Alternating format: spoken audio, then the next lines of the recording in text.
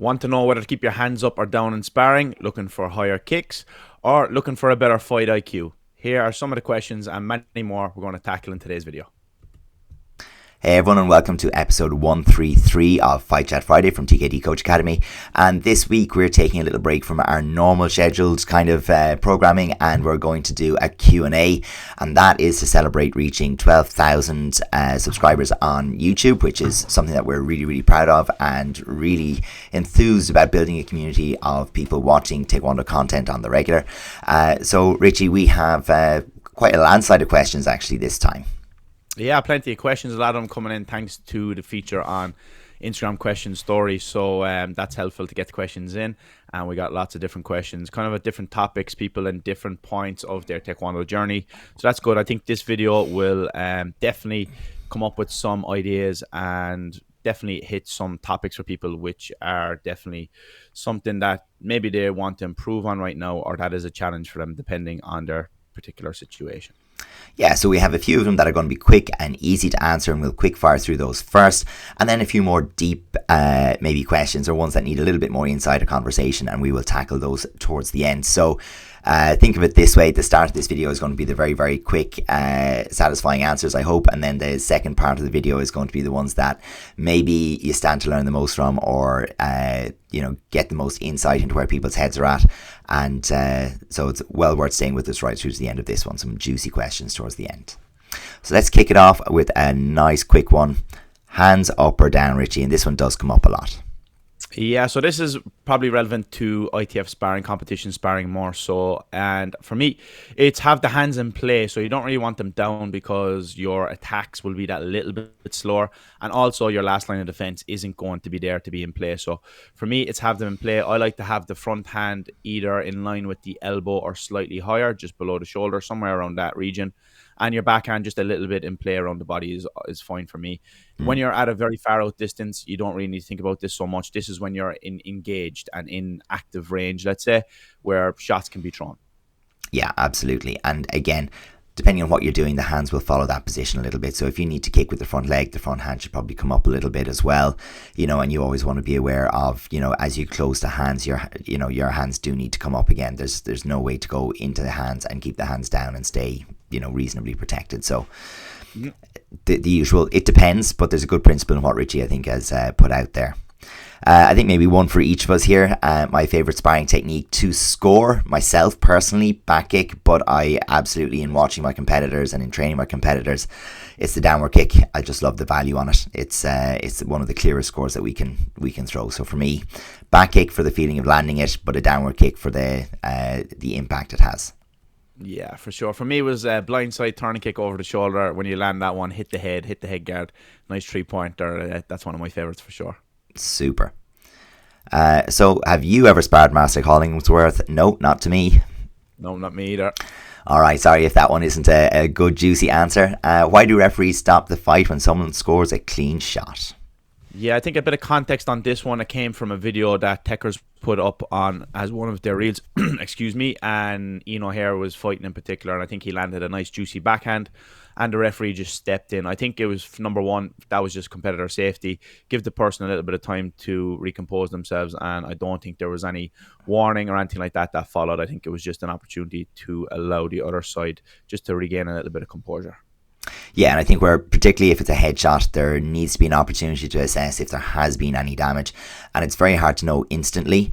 And what I suppose what the referees are cautious of now is, allowing for, maybe if the person is rattled and then there's a big headshot with the legs or something like that. So, yeah, if something lands particularly clean, there's a good chance there will be an impact out of it, and they're just giving you a chance to assess that. But, yeah, it is an unusual feature maybe of ITF if you're used to seeing something that's a full contact style. Yeah, because we have protect yourself at all times in boxing and whatever like that, but in ITF it's a little bit different. So referee has an important job there to step in and take the welfare of the competitors into consideration if they're not able to do so themselves. So the most important thing when exercising tull or pattern, if you're not entirely used to our style or what the patterns are called in ITF. Richie, anything for you? Yeah, for me the most important thing is, number one, get your technical content in line. So make sure that you have everything in tune, your levels, your heights, your chambers, etc. That's number one. And then from there, you're looking at performance. You're looking to have maximum power, have nice, crisp and sharp techniques. And the best way to do that usually for me is to use something like a mirror or some sort of feedback, whether that's a video or whatever. Yeah. And of course, then your kicking is very important as well. You need to have nice, good kicks. And bringing that all together should have a nice pattern for you. Yeah, for me, just to bring all that into almost one thing for me is that if you're going to be training pattern, and this is not competing or performance, but if you're training, you should always be training with a goal to that performance of the pattern. So you should be working to improve something. There's never really much point to just stepping through it unless you're learning and it's a memory thing or it's part of a warm-up. You should always be looking to improve something. So as long as your practice is purposeful, it'll improve. So what would you say is the number one scoring technique in sparring right now? Yeah, that's a good question. And for me, this is changing a lot, actually. For a long time, it was straightforward. It was like blitz and side kick were the most used and then therefore probably the most scored. But right now, it's hard to say. I think that the reverse punch was one of the most valuable scoring techniques for a while. The hacks kick over the top. And now we're seeing that return of the Dolly Chaggy in various forms if you check out some of our recent videos. So I think the three of those right now, and the back kick as well, is making a nice return. So it's nice to see things coming back in full circle and some new techniques coming in again. And referring back to our last video when we talked about the side versus half facing, as people go from, less completely side facing and circling back, it brings in shots like that backhand or the back kick, which aren't available if the person is in a denied, very defensive position. And so as people adapt to counter that, it allows more techniques to evolve. We can bring in the backhand and we can bring in the back kick counter as well. But like yourself, it's been interesting to me to see the turning kick coming back in. So maybe not the number one scoring technique, but certainly one that's re-emerging at the moment. How do you close the distance on your opponent? Yeah, for me, the first thing you want to be doing there is to have a little bit of footwork and rhythm. So that will set everything up, and then you can squeeze in the space bit by bit. And also using other techniques to close the distance. So you see some people often using their side kick to close the distance, not with intention to score. And they're probably the most two common ways you can close the distance. Of course, you can also close the distance by also movement. So by creating movement, it will naturally, if I step back, somebody will step forward. So different ways like that are just common reactions for humans. They're nice ways to close distance as well if you can get a few of those. Yeah, absolutely. So how do you tell if you should slip under or to the side or to move your body back? And this is talking about, I suppose, defensive reactions to shots that are coming in. And I suppose we have to link this one back to the perception action coupling. So in other words, you need to spar to people who attack in different ways, right-legged, left-legged, and at differing heights. And by seeing lots of variation on the shot coming towards you, you'll start to chunk your responses and make appropriate responses over time. There's no point in telling you, watch for the knee position or watch for this. We could do that, but people will have so many knee positions and they'll have unusual foot positions, and there's so many different things that you have to feel it based on lots of repetition and practice against varied opponents. There's no one cue that tells you which one you should do, which is why so many people, if they're in doubt, just move back. Yeah, and I think for you hit the nail on the head, it's about how you feel, and it's a subconscious thing. I don't know what I'm going to do in the moment. It's based on a feel, and it's mostly subconscious. But in terms of general principles, I think we should avoid leaning back to avoid techniques like they do in boxing, because it's different when you have kicks and punches in play. So that's something that we should avoid ideally. And to move, I think we need to move the feet first. I think that's a good principle for us in ITF. Move the feet. If you can be slightly just out of range, that puts you in a good place to shoot back pretty quick. Yeah. Step or skip side kick. And I suppose the answer to all of these ones can always be, it depends. Neither one is inherently bad. The disadvantage of a step side kick is that it's easier for your opponent to read. But if they're already moving backwards, it allows you a very quick way to close the distance and keep the pressure on. Whereas a skip side kick or a slide side kick, you can throw without too much preemptive movement, and you're not making a big giveaway or tell. So the distance between you and your opponent and what immediately precedes it probably tells you which one you need to do. Yeah, I think the frequency there is important as well, isn't it? If you throw the step side kick every single time, people are going to understand what's coming, and it gives them Super more time readable. to react. So, yeah, the skip one is a better one in terms of frequency, and then if you can throw in a step here and there and get people caught off guard, that would be ideal for you. So we could take the easy answer to what's the best time to score a head kick. Every time's a good time to Every score. time. If you're in the sparring ring, score a head kick, it's great. But if we're thinking about, hey, what makes it more likely to happen? Two things jump to my mind. After you've connected with hands is usually a very good time, because if the person is already moving backwards or leaning away from your hands, it generally exposes the head, brings the head back onto the range for the kick. And the second thing that comes to mind is the kind of trampoline effect. So if you've attacked, let's say, for example, with a middle or hip high shot, you land in that short stance with your back foot shifted in under your center of gravity. It's much easier to lift your front leg and put a bit of forward pressure on for a headshot. So looking for those opportunities where either you've just scored hands, or you've created some backward movement following your front leg skip or slide, and then you drop into a short stance and again go over the shoulder or go to the head.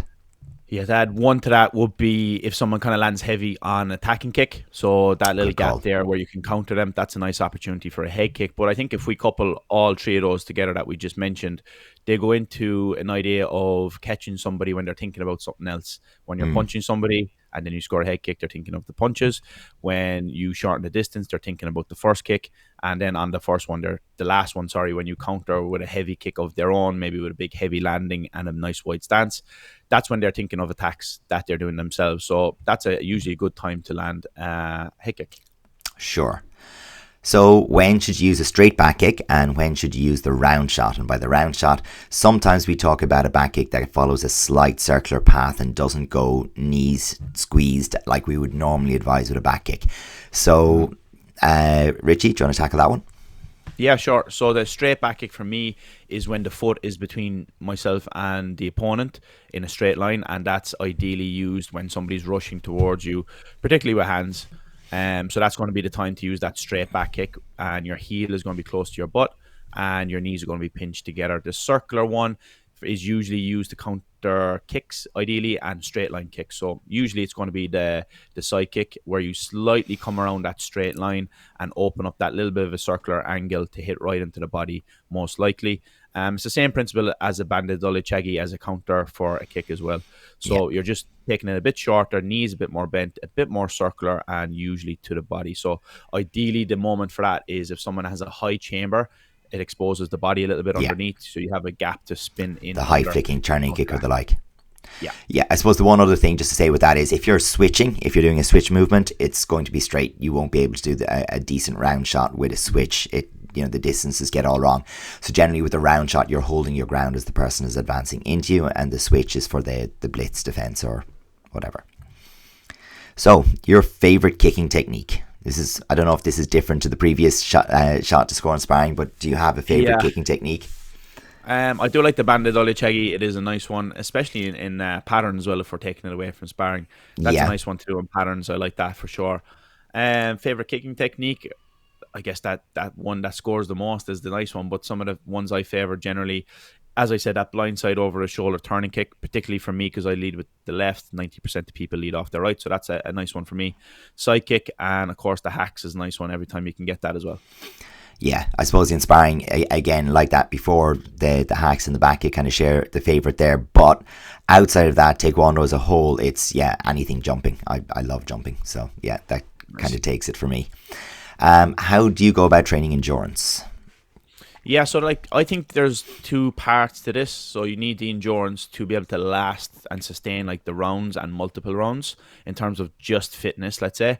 But also then the muscle endurance to be able to, particularly for us, pick up that leg in sparring and get after people towards the end of the match. So that's exactly it is really, and you need that endurance to be a little bit different. So I guess for us, we always talk about the explosive repeats. Essentially, what is it? It's kind of like Tabata. It's kind of like hit, where you're exploding and going for it, real full pelt for a certain time, maybe 10 seconds, all out, rest and repeat. And you want to do this for multiple rounds and to really build that endurance for particularly kicks, I find. picking up that front leg and chasing down people, getting after people, that's something that we need, and your legs will burn out pretty quick after a couple of rounds. Especially and then, if you've got that local muscular endurance component and you're right-sided, let's say, or left-sided, and you're not mixing and matching between them. For sure. And then for rounds themselves, I think is the best way to actually get fit to do sparring for multiple durations and to sustain the round. Just get in there, do multiple rounds. So I think if you link up both of those types of training, you should be fit enough to sustain any level.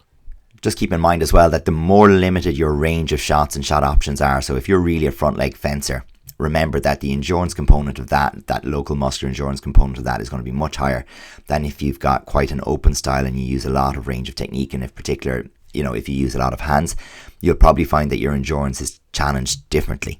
So just keep that in mind. It's not the same question for everybody. So you started Taekwondo at 42. What are your chances of doing splits? Yeah, depends. And the first thing for me is, okay, you may want them just because, hey, it's cool, and it's like somebody doing a bodybuilding cut to get the photo shoot. Shout out to Eddie there. And the flip side of things, which is like, is it for utility? So if it's something and you want to build up and get splits and take a photo and show your grandkids that you could do it, awesome.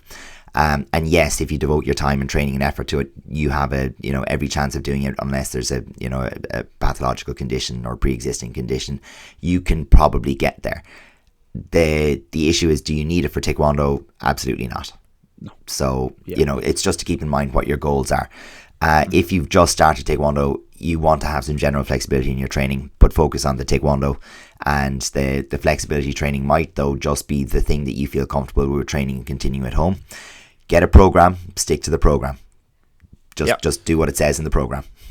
And just slightly try to advance it all the time. Progressive overload is key, so that's what you want to do. And a nice way of doing that, I guess, is PNF stretching, where you slightly go a little bit further every time. That's a nice way to be able to do that, but you don't need the splits. Nice to have, but flexibility is a good thing to train. So which of the new weights for the World Championships do you think will generate change? So just for a bit of context, ITF has just gone from 6 weights to 7 across the junior and senior categories for the World Championships. So some changes, mostly in the middle kind of range. So it's pushed the upper weight classes up a bit, and there's a little bit more graduation between the weights in those middle weight classes. So do we think any of them will generate a massive change, or that we're going to see some new and unseen champions emerge? I think so. I think that there has been, in the last few years, more and more people coming through that we've seen for a while. There was those staple of people that we had for a long time, but now we're seeing lots of people coming through from junior. For me, the overall age is dropping. I would say the average age these days is in the low 20s for the senior level. Which is a change over the last maybe decade or so. For me, I've noticed in the 62, 68 old division for the females, those ladies are kind of chopping and changing a lot now in the last while, trying to find what's right for them. In the males, I think it's around the 81, 87 mark, because 87 is a big guy and 81 is in around that average size. So people are trying to find what fits them best there as well. I think they're kind of weights that will generate the most change. In terms of change in anything else, I don't think so, really. I think you'll still see some of those people that are being successful to come to the forefront generally. Yeah, I suppose the one thing I'm curious to see is, do we see some of the more mature competitors? And, at this stage, we could be talking about 24, 25-year-olds, to be quite honest. But, ancient. Could we be talking about some of those competitors moving up the 3 kilos to a new division and remaining successful, but at that at that natural increased weight that usually happens over time? Maybe even the guys into their late 20s or early 30s that, you jumping out in terms of the Julio Carlos, the Giles Brown, the guys who've had a good few campaigns under them. Will going up 3 kilos help them, to basically stay competitive without having to, focus all the time on the weight cut? Yeah, for me, I don't think weight is as massive as we make out in ITF. I don't, and especially now, I think it was when there was 5 categories. Yeah, that's fair.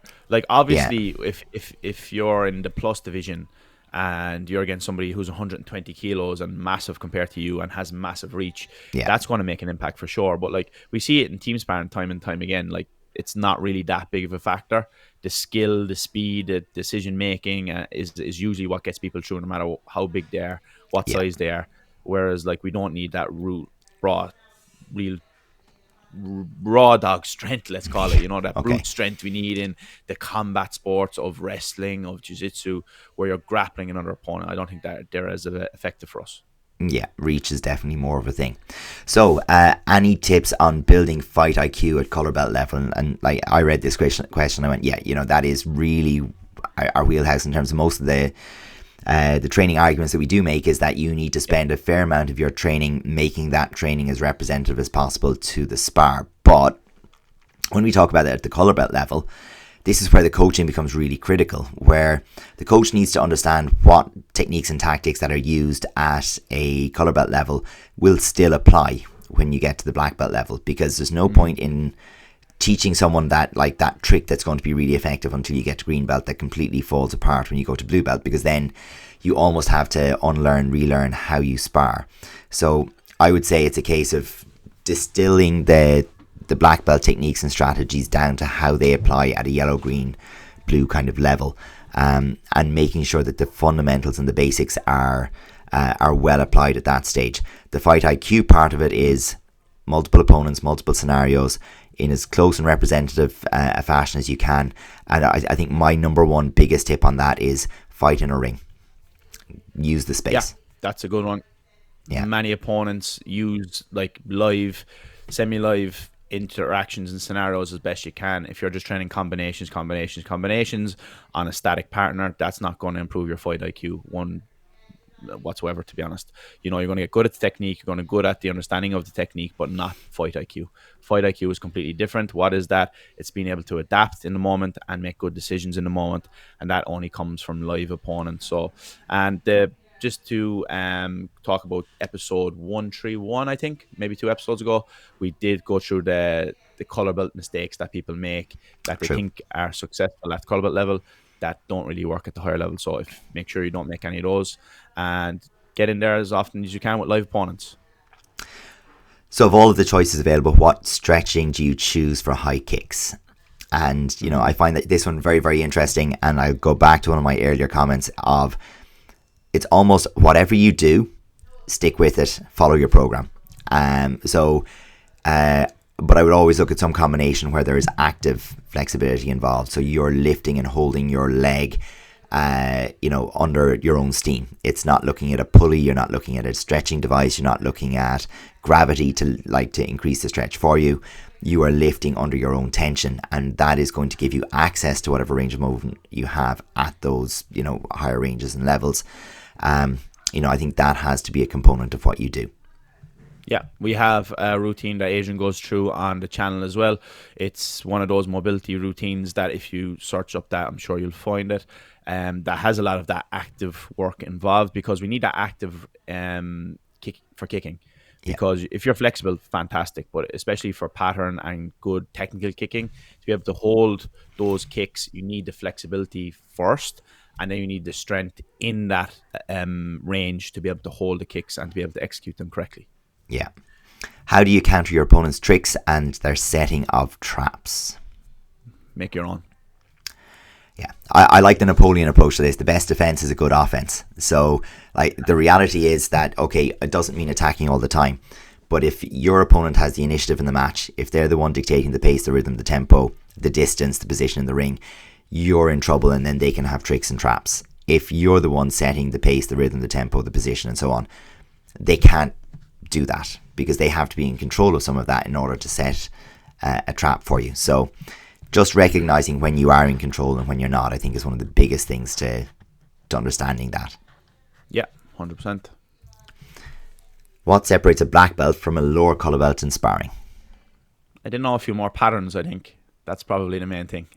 No, but for real, I think it's just a little bit more time in being active with live training partners and competitors in the competition scene. Obviously, for me, that's what it is. Just a better understanding of the overall game we're trying to achieve. Hit and don't get hit. That has levels and nuances, of course, But for me, that's essentially what it is. Somebody who's just done the game a little bit longer. I think people hone in a little bit.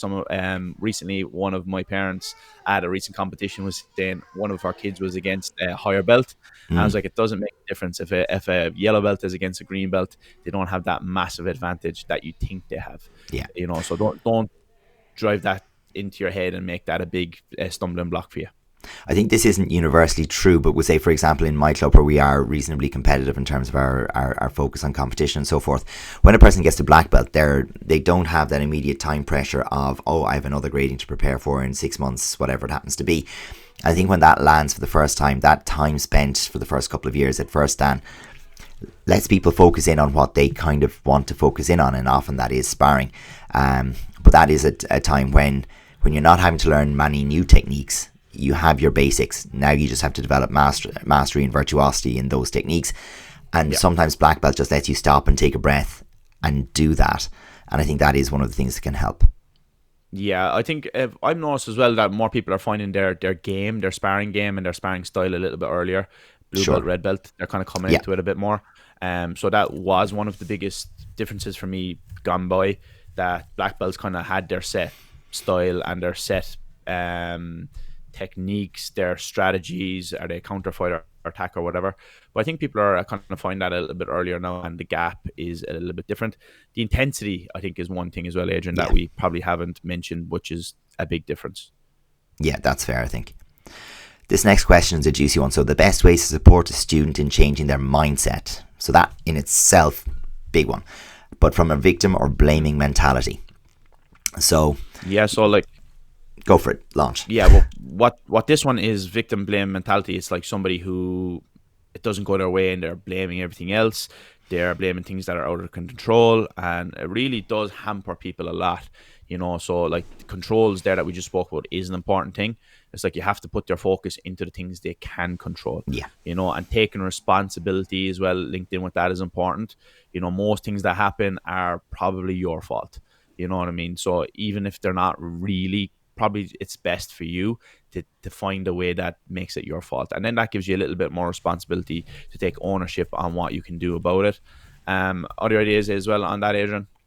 Yeah, I think one of the most important things when you talked about changing mindset is it's that fixed versus growth mindset, the Carol Dweck kind of idea, where if your understanding of things is that I am the way I am because that's how I was created, that is how I've grown up, that I'm not good at this or I am good at this, and that is a fixed position that you can't impact, influence or change, then blaming becomes a very natural extension of that. Things happen to you. Things don't happen, you don't have, it takes away your agency. So one of the most powerful things that you can do is, bring people to a point where they understand that they have agency to change some things that are controllable, and that if they focus on trying to, only dwell on, put mental energy into the things that they can control, change and make better for themselves, that leads to that growth mentality, so that, it might not mean that you have a natural aptitude for something or that things always go your way. But when you can look back and say, oh, but I had the ability to change this, which might have influenced the outcome. You can't affect the referee. You can't affect who your opponent was. You can't affect that the mats were slippy. You can't affect that, you were sick for 2 weeks before the competition. You can't affect that XYZ. Those are the things that could happen. But you could look at those things and say, okay, did I recognize that the mats were slippy? I should have relied on my front leg a little bit more and not tried to use a movement-based game. Was I sick because I didn't look after my nutrition and I was on an aggressive weight cut? You can have a different approach to that rather than saying that was just unlucky, it happened to me. So there is a gear shift there that's really, really important.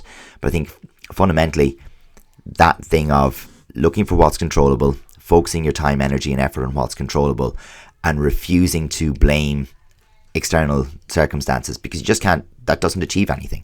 So looking to things that you can impact, control or influence, I think gives you power, gives you agency. Yeah. And I think as well, like one practical thing that you can probably begin with is less focus on your response. So something happens and usually you have this blaming mentality or victimhood or whatever. it's like, what's your next response now? And focusing on this with your student, as the question suggests, then maybe focus on that we're going to focus now on how you respond, because that is something you can control. Okay, maybe the event doesn't go your way and it's not something in your control, but your response absolutely is. So working on your response is step number one. I think that's a good first step to get the ball moving on this. Just jumps to mind there that a common thing over the years I've had is someone comes back with a video of their pattern, why did I lose? And I'll always give a response to that of like, okay, I'm not going to comment on the referees or your opponent, you can't impact them, but I'll give you something to improve about your pattern. And that, you know, I just won't engage with the other side of it. Like, I don't care that they made a mistake. I don't care. You can't impact any of that. We can't go back in time.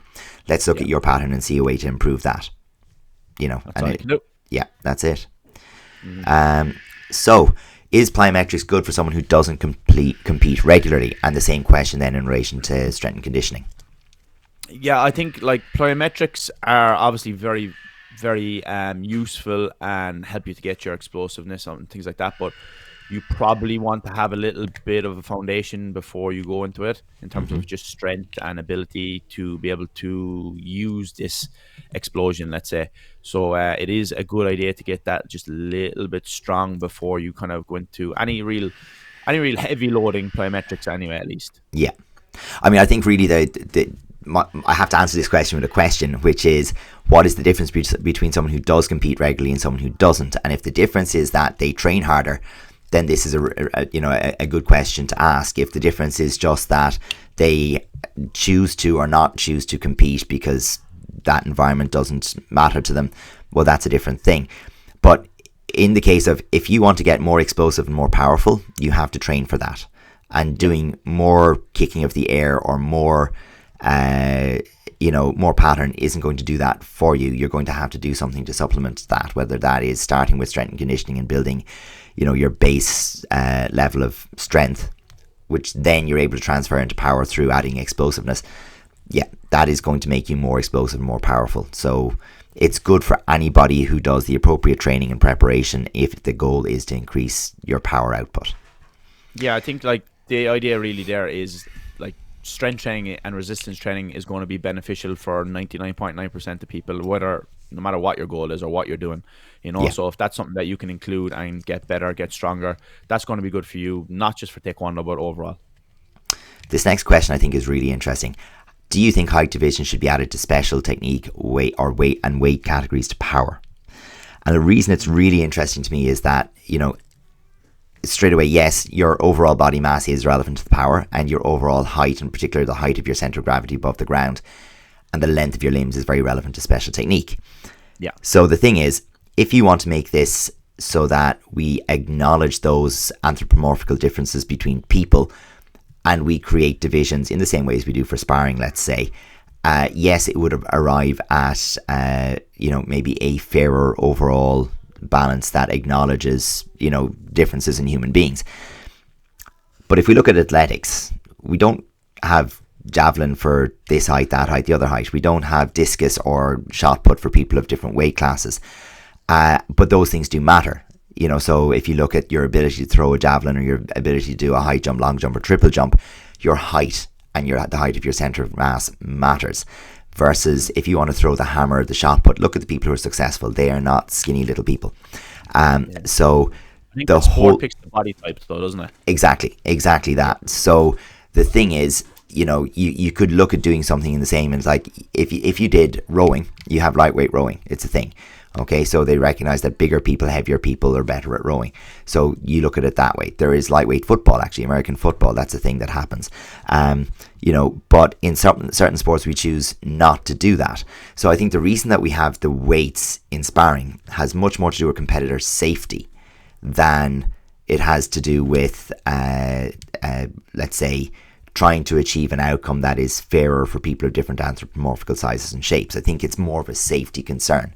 So in this question, I think what we've got is you could do it and you would get more people who are, able to win at the different levels, and it would be much more like a weightlifting or powerlifting competition in terms of how it shapes up. But it's equally valid to say, well, we're all humans and there's no greater risk of injury or whatever to you when you do it, but it will favour people whose morphology suits the event. So I think that's just a good question, and feel it's a free to great question. experiment.